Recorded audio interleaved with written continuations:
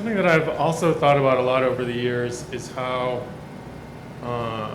for queer writers, our bodies are the place that we experience a truth that runs counter to what we're told is how the world works.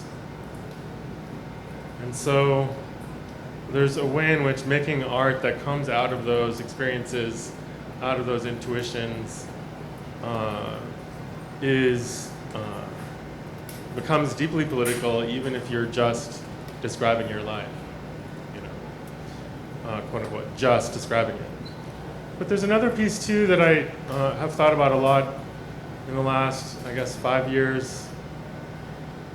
I went to Australia for a series of literary festivals there.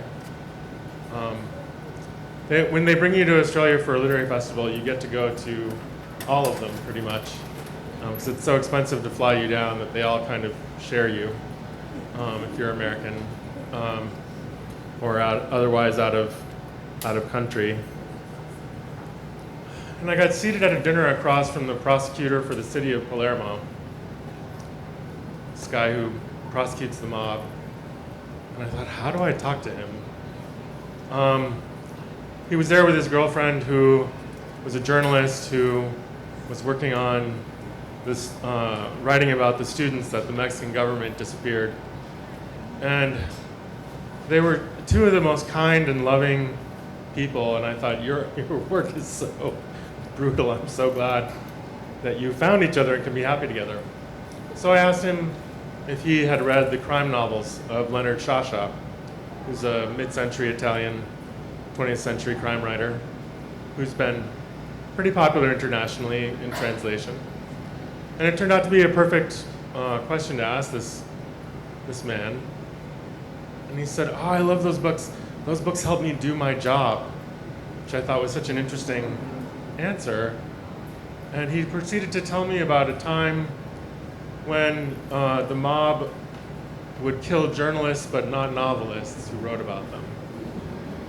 So, which is to say that you could put the way the mob worked, the way that the mob corrupted politicians into a novel, into a story, and they wouldn't kill you.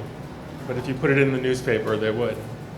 And so that was how Leonard Sciascia helped the prosecutor of Palermo do his job. And that strikes me as a very political role, but also something that speaks to something that I feel is really important to think about if you are writing, which is how is what you are writing related to the systems surrounding your characters, the financial systems, the political systems, the social systems. How are you being honest about those systems when you write about them?